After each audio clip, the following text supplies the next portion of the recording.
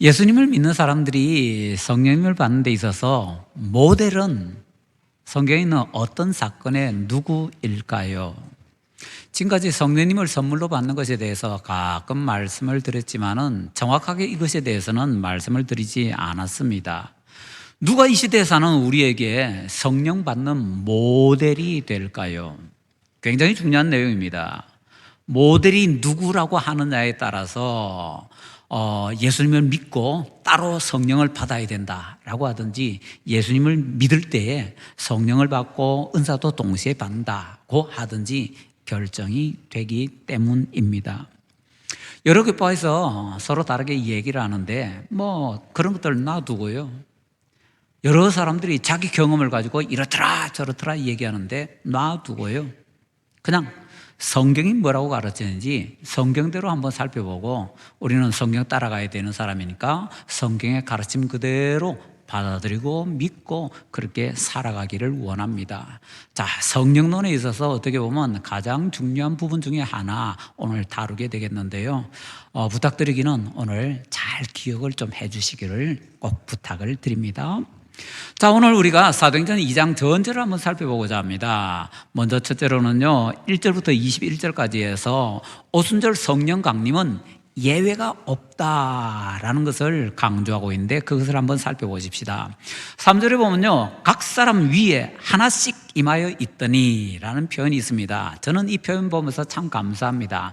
각 사람 위에, 이것에도 각자잖아요. 근데 하나씩, 와, 이거는요, 모든 신자의 개별적으로 다 예외 없이 이걸 정확하게 나타내는 표현입니다. 도매로 그냥 한꺼번에 이게 아니라는 겁니다. 도매로 한꺼번에 하다 보면요, 중간에 빠지는 사람들이 많습니다. 그런데 그게 아니라 각 사람 개별적으로 하나씩 다 그 위에 성령님께서 임하셨다라고 합니다. 오순절에 120명의 성도가 한 곳에 모여서 기도했습니다. 그런데 그 120명 가운데에서 아무도 예외 없이 다 성령 충만 받았더라 하는 것이지요. 그리고 더 나가서 4절을 보면요, 그들이 다 120명이죠. 120명 다 성령의 충만함을 받고, 그 다음에요, 성령이 말하게 하심을 따라 다른 언어들로 말하기를 시작하니라. 120명 모두 다 은사를 받았습니다. 특히 여기서는 그 은사 나타난 것이 방언의 은사이네요. 예외가 없습니다.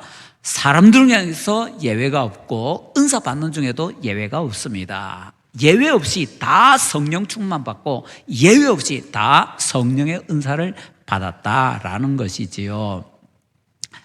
자, 어떤 사람들은요, 오순절에 기도하던 제자들이 다 외국어로 방언한 것이 아니다라고 얘기하는 사람들이 있습니다.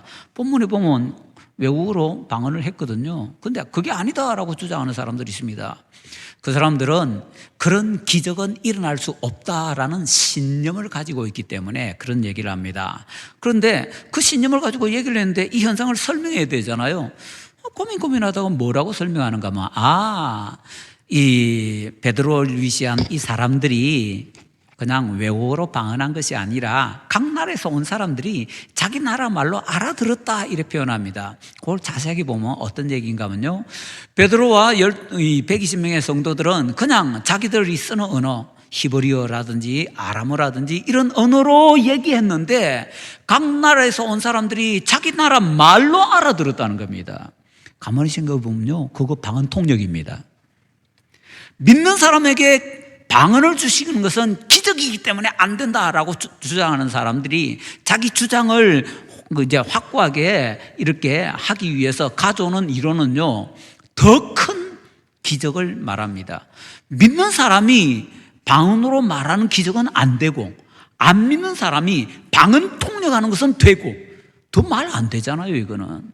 그러니까 너무 엉뚱하게 성경을 자기 마음대로 보고 싶어하는 사람들, 성경에 있는 기적들은 절대로 일어날 수가 없다라고 하는 그런 사람들의 말을 우리가 별로 신경 쓸 필요 없다라는 것을 꼭 우리가 정리를 해야 되겠습니다. 자, 방언의 은사에 있어서 가장 중요한 것은요, 하나님의 큰 일을 말하는 것입니다. 우리 본문에 있죠. 하나님의 큰 일을 말하는 것을 듣는도다. 그런데 방언은 이렇게 하나님의 큰 일을 말하는 것, 다시 말하면 하나님께 영광 돌리고 하나님을 높이고 이런 내용인데, 그 방언 가지고서 니는 방언하니 못하니, 니는 뭐 방언 못하니까 이루신자고, 이건 정말 곤란한 얘기입니다. 방언을 주신 목적이 하나님을 높이는 건데 그걸 가지고 성도들을 낮추니까 더 말이 안 되는 거지요. 그래서 우리가 정말 성경을 제대로 알아야 된다라는 걸 꼭 기억을 하셔야 됩니다. 여기서 참고로 하나 더 말씀드리면요, 방언하면 꼭 같이 따라오는 것이 방언 통역입니다. 어떤 분들은 이렇게 얘기합니다. 내가 이제 방언 통역 은사가 있답니다. 그럼 뭐 어떻게 그 은사가 있느냐 물어보면 이렇게 얘기하네요. 내가 방언을 할 때 내 머리에 어떤 생각이 나는데 그것이 바로 하나님께서 내게 방언 통역을 주신 거다. 100% 아닙니다. 제가 99.99 10, 9 이렇게 얘기 안 합니다. 100% 아닙니다. 왜냐고요? 방언이라는 것은요, 성령님께서 우리의 입술을 우리 의사와 관계없이 주장하시는 내용이거든요. 그래서 방언을 할 때는요, 우리의 입술을 성령님께서 주장하시기 때문에 우리의 모든 다른 기관들은요, 다 일반적으로 그냥 정상적으로 활동을 합니다. 우리 머리 정상적으로 활동합니다. 성령님께서 우리의 입으로 방언을 하게 해주실 때 우리 머리는요, 자동적으로 우리가 생활할 때 있는 그거 그대로 생각을 하기 때문에 방언할 때 내 머릿속에 생각이 안 나면 그 사람 비증상입니다. 병원 가야 됩니다. 방언할 때 반드시 내 머릿속에 생각이 나게 돼 있습니다. 그 생각을 잘 관리해야지요. 영적이고 거룩하고 바른 것, 심지어는 내가 방언으로 기도하고 있으니까 내가 기도하기 위해서 노력하는 것, 그 방언에 좀 더 힘쓰기 위해서 노력한 것, 그걸 해야지. 그때 내 머릿속에 생각나는 그게 방언 통역의 은사다. 말이 안 돼도 이건 보통 말이 안 되는 소리입니다. 정리하면 이렇습니다. 방언 통역의 은사는요, 그냥 통역하고 똑같습니다.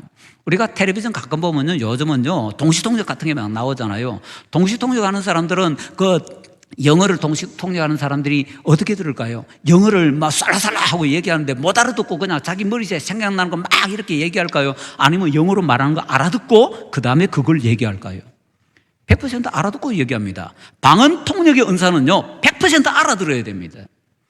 그냥 어떤 사람이 쌀라쌀라 하고 방언을 하는데 그걸 들으면서 또는 자기가 쌀라쌀라 하면서 뭐 자기 머릿속에 생각이 났다고 해서 그게 방언 통역이 아니라는 겁니다. 정확하게 I am a boy 하면 나는 소년이다 하고 번역이 되는 것처럼 정확하게 번역이 돼야 됩니다. 그 언어의 그 문장이 다른 문장으로 일치되게 번역이 돼야 그게 방언 통역이지, 그냥 생각나는 거 그래서 어쩌단 말입니까? 그건 방언 통역하고 아무 상관이 없습니다. 그냥 지극히 정상적으로 일어나는 현상일 뿐이다라는 겁니다. 방언하는 사람들의 머릿속에는요, 자기 생각 그냥 자유롭게 일어납니다. 그러지 않으면 병원 가셔야 된다고 아까 말씀드렸습니다.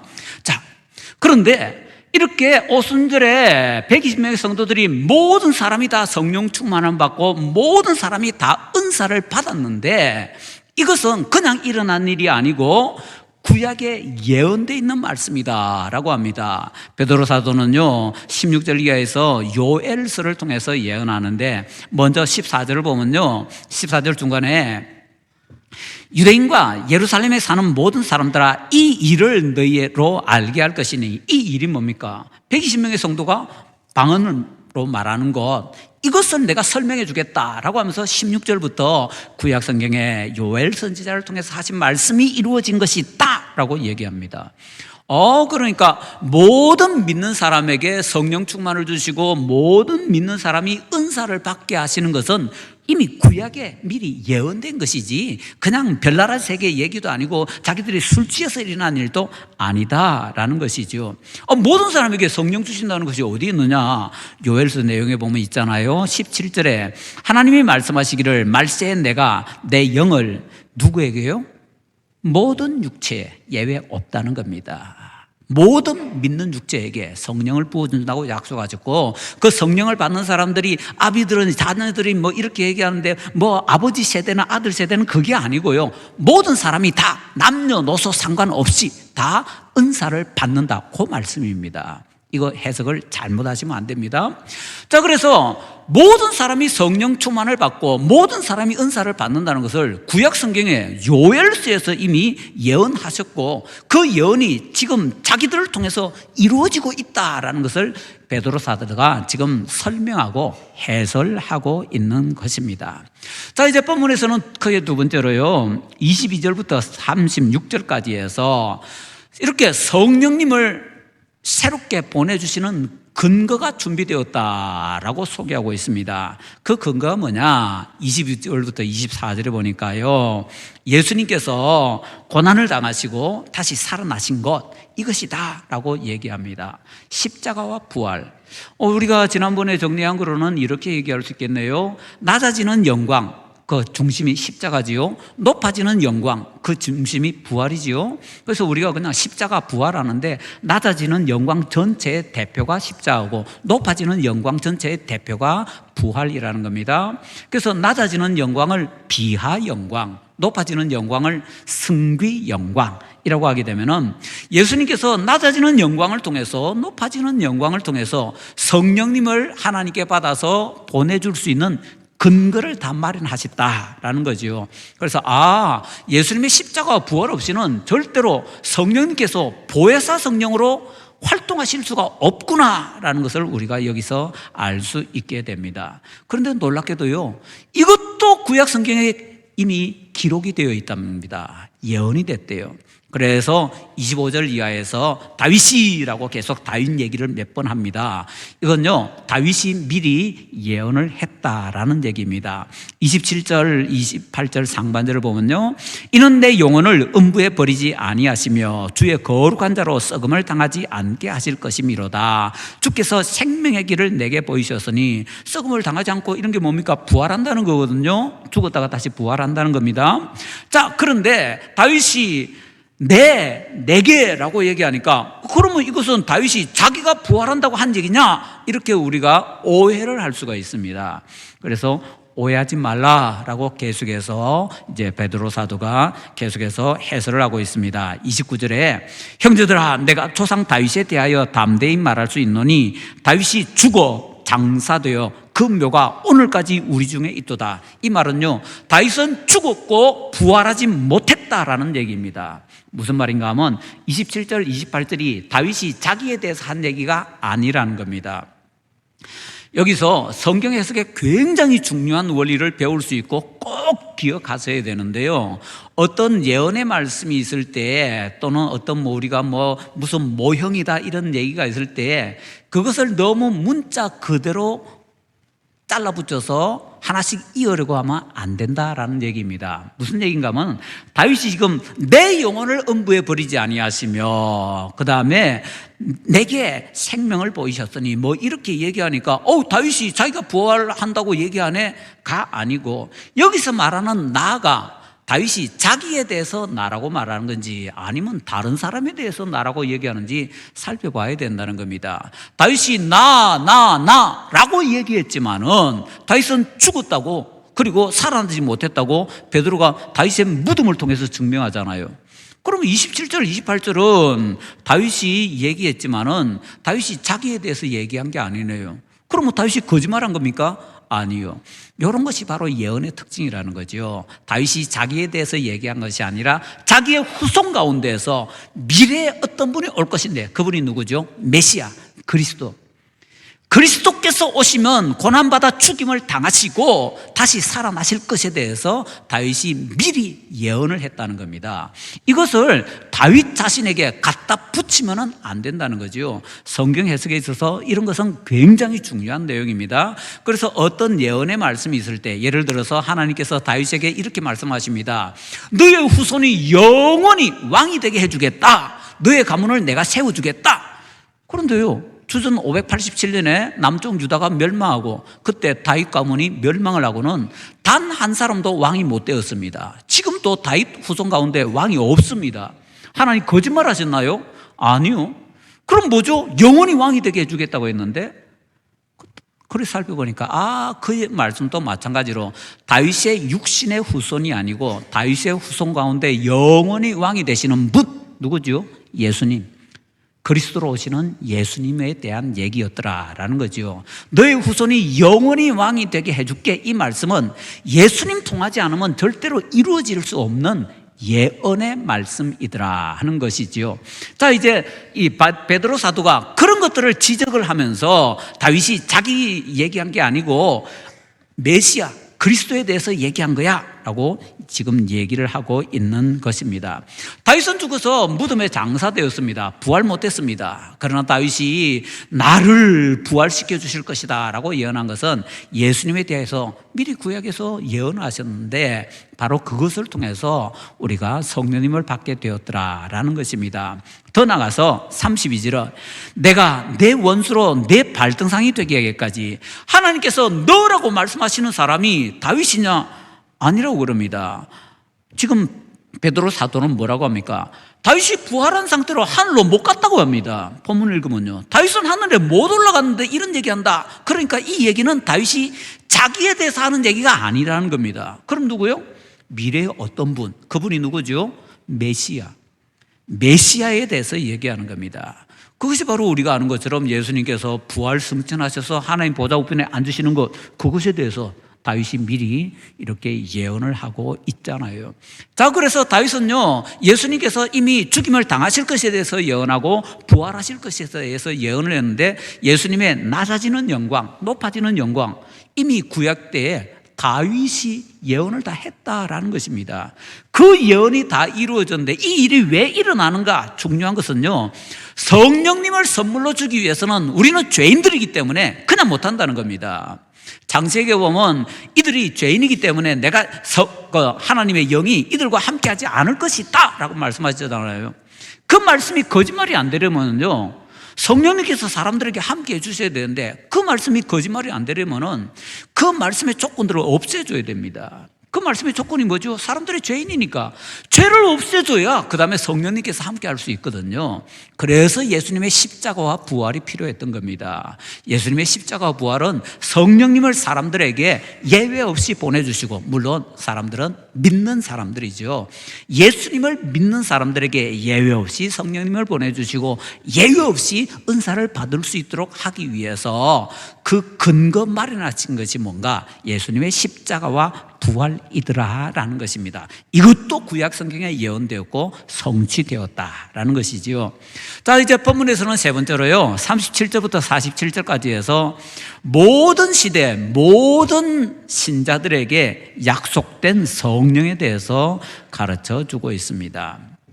자, 우리는 성경을 읽을 때 가끔 조심해야 되는 것이 있는데 뭔가 하면요, 그거는 이 말씀은 그 시대 그곳에 그 사람에게만 적용되는 말씀이 있습니다.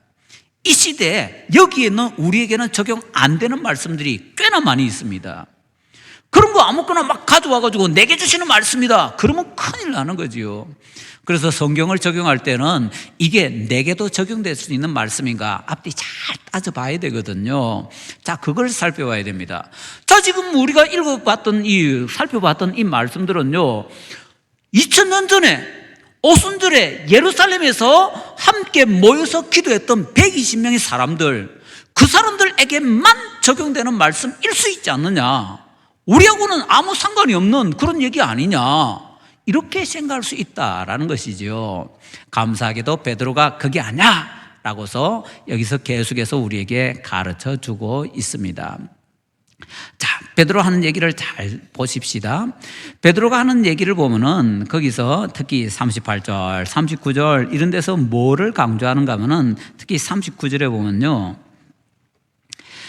너희와 너희 자녀와 모든 먼데 사람, 너희는 거기 있는 사람들, 너희 자녀는 아직 안 태어난 사람들도 많이 있겠죠. 그 사람들의 자녀들, 심지어는 먼데 사람도 누구죠? 그 사람들을 통해서 전도받는 사람. 그럼 그 사람들을 통해서 전도받는 사람은 시대에 상관이 없고 장소에 상관이 없지요. 모든 시대 모든 사람들은 첫째, 둘째, 셋째, 여기 셋째에 다 들어가는 겁니다. 그렇다면은요, 베드로 사도가 이렇게 39절에서 얘기하는 이 사람들 중에 세 번째 부류에 나도 들어간다는 거죠.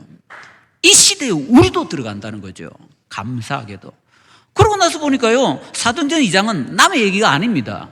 내 얘기입니다. 우리 얘기입니다.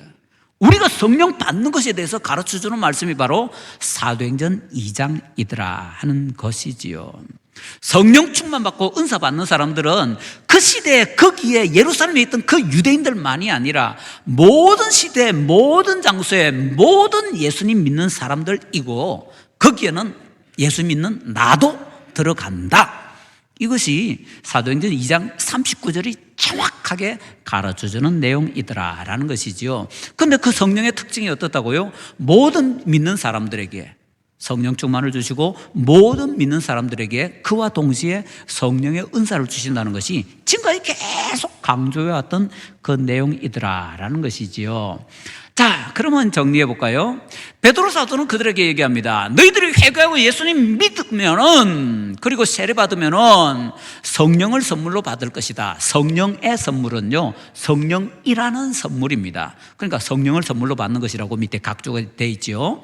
자, 그렇게 성령을 선물로 받게 된다라고 하는데, 베드로 사도의 그 말은요, 절대로 거짓말이 아닙니다.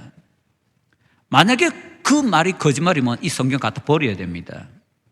성경에 틀린 것도 없잖아요. 베드로의 사도의 말이 거짓말이라면은 이 성경에 틀린 것이 있으니까 우리는 이 성경 인정할 수가 없지요. 베드로의 사도의 말은 진리였고요, 참이었습니다. 다시 말하면은 그들이 예수님 믿으면은 성령을 받는 것은 정확하게 하나가 되어 있는 그런 사건이더라라는 얘기지요. 자, 그래서 그들은 다 그 자리에서 성령을 받았습니다. 그리고 더 나가서 그들이 성령 받았다는 것이 어떻게 정리가 될 수 있느냐, 이것에 대해서 또 어떤 사람이 이렇게 얘기합니다. 바로 베드로가 성령 받는다고 얘기했는데 그들이 믿고 세례 받았다는 말까지 있는데 성령 받았다는 말은 없다. 그러니까 이 사람들은 성령 못 받았어, 또 이렇게 주장합니다. 그러면 첫째로는 아까 말씀드린 것처럼 베드로 사도가 거짓말로 설교한 것이 아니기 때문에 그렇게 설교했으니까 설교한 그대로 반드시 그들은 성령을 받는 것이 맞는 것이고 성령 안 받으면 거짓말입니다.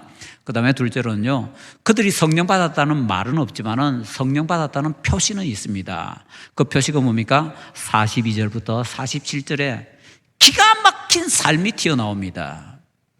이 기막힌 삶은요, 사람들이 할 수가 없는 삶입니다. 성령 받아서 성령님께 강하게 이끌려야 살 수 있는 삶이지, 내가 하고 말은 큰 소리 칠 수 있는데 행동으로는 자기 재산 다 내놓고 이거 못합니다, 사람이. 그래서 이 사람들이 다 성령 받았구나라는 것을 확실히 알 수 있는 증거가 바로 42절부터 47절에 있는 이 사람들의 완벽하게 달라진 삶이더라라는 것입니다. 자, 그러면 이제 마지막 정리해야 됩니다. 그렇다면은 신약 이후 시대에 모든 사람들이 성령 받는 것에 어떤 모범, 모델이 있을 텐데 그 어떤 성경에 어떤 사람이 모델이냐, 굉장히 중요하겠지요. 많은 사람들이 얘기합니다. 예수님이 모델이다. 예수님이 요단강에서 세례 받으실 때에 그 성령을 받았는데 그게 모델이다 하는데, 그렇게 말씀하시는 분들 성경 잘 보셔야 됩니다. 왜 잘 봐야 된다는가 하면 예수님께서는 성령을 한 번 받은 것이 아니기 때문입니다. 베드로 설교하는 가운데 보면 뭐라고 합니까? 성령을 받아서 주셨다고 합니다. 누구에게 받아요? 하나님 아버지께 받아요. 사도행전 2장에 분명히 그렇게 기록되어 있습니다. 그렇다면 예수님께서는요, 오순절에도 하나님께 성령을 받아서 성령님을 보내주셨습니다. 그럼 벌써 성령 2번 받았지요. 요단강에서 1번, 오순절에 하나님 보좌 우편에서 1번, 그 다음에 또요, 부활절에 성령 주실 때는 그냥 주시나요? 하나님께 받아 주셨습니다. 성령 받아서 주셨다 표현은 없지만 성령을 받았기 때문에 주셨습니다. 그러면 예수님께서는요, 최소한 성령 3번 받으셨습니다. 그러면 언제 성령 받으신 예수님이 우리 신자들의 모델입니까? 요단강에서요. 요단강에서는요, 예수님께서 메시아 구원자로서의 사역을 하기 위해서 성령 받은 거기 때문에 우리하고 아무 상관이 없습니다. 두 번째, 부활절에 성령 주시기 위해서 받았습니다. 우리하고 상관없습니다. 세 번째, 오순절에 우리에게 성령 주시기 위해서 받았습니다. 우리하고 아무 상관없습니다. 예수님은 성령 받는 데 있어서 우리 신자들의 모델은 아닙니다. 받는 데 있어서. 그럼 예수님은 제쳐놓고, 그 다음에 두 번째로 많은 사람들이 얘기합니다. 우리 신자들이 성령 받는 모델은 제자들이다. 그러면서 제자들이 부활절에 성령을 받았고 뭐 오순절에 또 받았는데 뭐 이렇게 성령을 2번 받아야 된다라고 얘기들을 합니다. 그런데 진짜 그럴까요? 우리 어릴 때 소풍 가면은요, 어머니가 이 김밥 싸잖아요. 김밥 쌀 때 가장 즐거운 일이 뭡니까? 소풍 간 자리에서 김밥 먹는 것보다도 김밥 막 만들면서 이렇게 자르면은 딱 기다렸다가 김밥 꼬다리 나오면 냉큼 집어 먹는 거. 김밥 꼬다리 냉큼 집어 먹는 그거는요, 김밥 만들 때만 할 수 있는 내용들입니다. 그거 살짝 기억하시고요. 지난번에는 이제 그 종합 선물 세트 공장 사장님 얘기를 했잖아요. 그거 딱 기억하시면 됩니다. 제자들은요, 성령 종합 선물 세트, 구원 종합 선물 세트를 성령 종합 선물 세트라고 할 수 있습니다. 성령 종합 선물 세트를 받는 과정 중에 받았기 때문에 특별한 위치에 있는 사람들입니다. 그 과정 중에 받을 수 있는 사람은요, 그 제자들 외에는 역사상 아무도 없습니다. 왜냐하면 예수님께서는 그런 구원 과정을 딱 한 번만 하시기 때문에. 지금 다시 예수님께서 십자가에 못 박히지 않잖아요. 지금 다시 부활하지 않잖아요. 그거는 세상에서 딱 한 번만 일어나는 일입니다. 그 한 번의 사건이 일어날 때 단순간에 일어나는 것이 아니고 시간적으로 천천히 과정을 통해서 일어났기 때문에 그 과정 속에 있는 제자들은요, 성령님을 단계적으로 2번 받습니다. 부활절에 1번, 그 다음에 오순절에 1번. 그런데 성령 종합 선물 세트가 완성이 되고 나서는요, 그 풀어서 선물 주는 사람 없습니다. 그냥 포장된 상태로 선물 주는 것처럼 통째로 선물을 주시는 거지요. 자, 그렇기 때문에 제자들은요, 우리의 성령 받는 모델이 아닙니다. 그들도 독특한 사람들입니다. 성령을 주실 수 있는 근거 마련하는 중에 받았기 때문에. 그래서 우리하고는 상태가 완전히 다르기 때문에 또 제쳐놔야 됩니다. 그러면 우리의 모델은 누구지요? 우리 본문에 있는 사람들입니다. 37절 이하에 나오는 그날 예수 믿고 세례받은 3,000명이 바로 우리가 성령 받는 모델입니다. 다시요. 베드로의 설교 그대로 그들은 예수 믿고 세례받았습니다. 그때 베드로의 설교가 거짓말이 아니고 진짜라면 그들은 그 자리에서 성령 받았습니다. 성령 받을 때에 뭐 예외 있었을까요? 예외 없습니다. 은사 못 받은 사람이 있을까요? 예외 없습니다. 그러니까 바로 그 자리에서 모든 사람이 다 성령 받았다라는 겁니다. 그러면은 구원 종합 선물 세트를 세계 최초로 처음 받은 사람이 누구일까요? 이 3,000명입니다.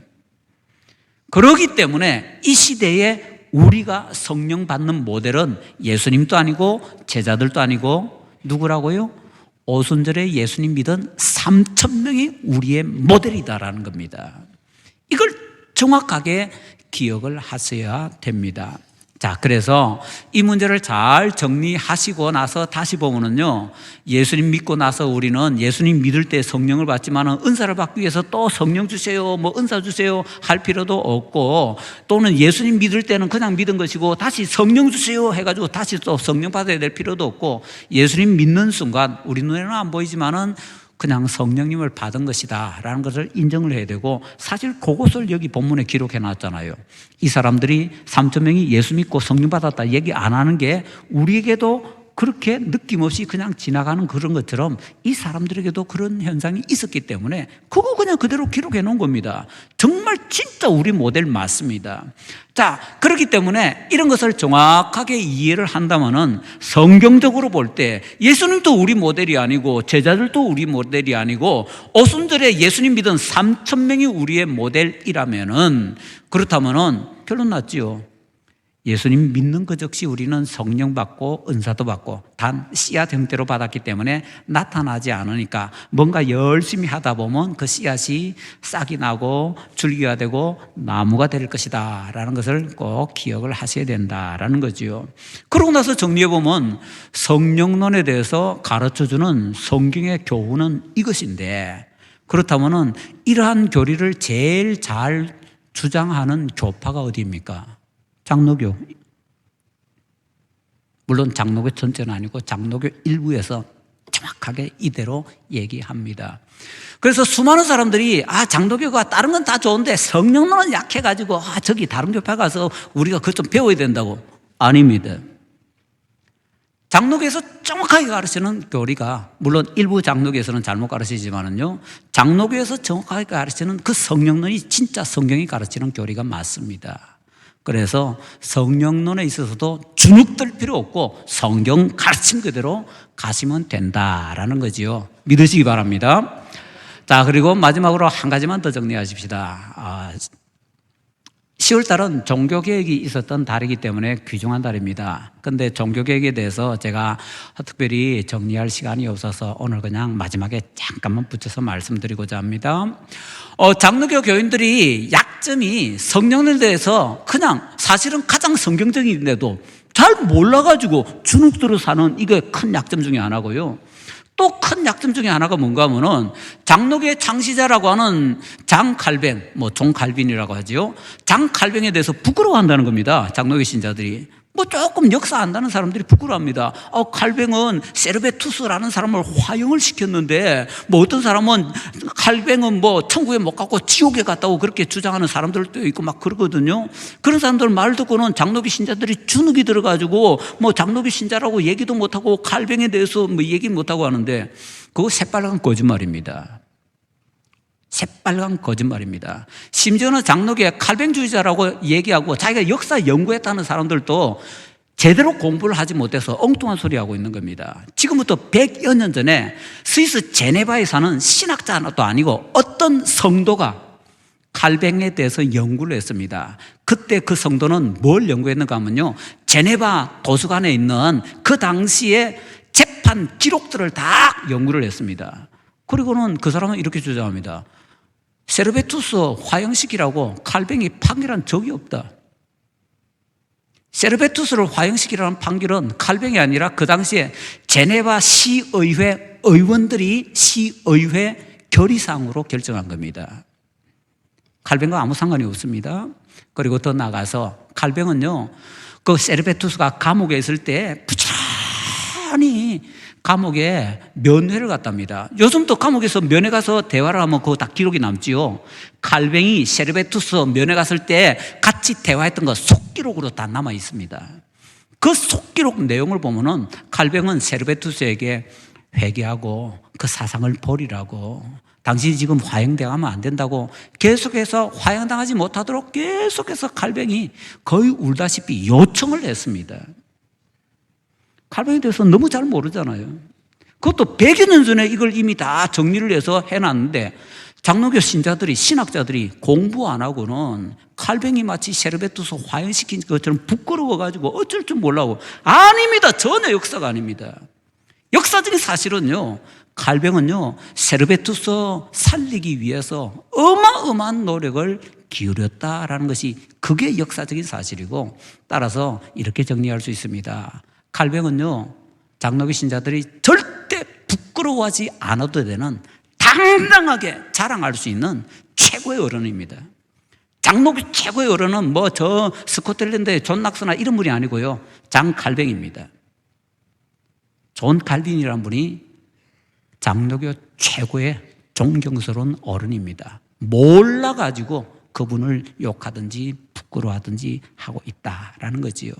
자, 오늘 우리는 조금 지나치게 한쪽으로 갔습니다만은, 그러나 성경적으로, 역사적으로 볼 때 우리가 잘못 알고 있는 것들이 너무나 많이 있는데, 그런 것들을 성경을 통해서, 역사를 통해서 바로 잡아서 바로 알고 바르게 신앙생활을 해야 된다라는 것을 살펴보았습니다. 우리 성도님들 부탁합니다. 장 칼뱅에 대해서 담대함을 가지고 자랑스러워 하시기 바랍니다. 다음에 한번 꼭 기회가 있으면 잘 정리를 해드리겠습니다. 성령에 대해서 가장 성경적으로 제대로 해석하는 교파는요, 장로교입니다. 저 옆에 다른 교파가 아닙니다. 자랑스러워 하시기 바랍니다. 하나님께서 우리에게 주신 소중한 유산, 소중하게 지킬 수 있는 모든 분들 되시기를 간절히 기원합니다.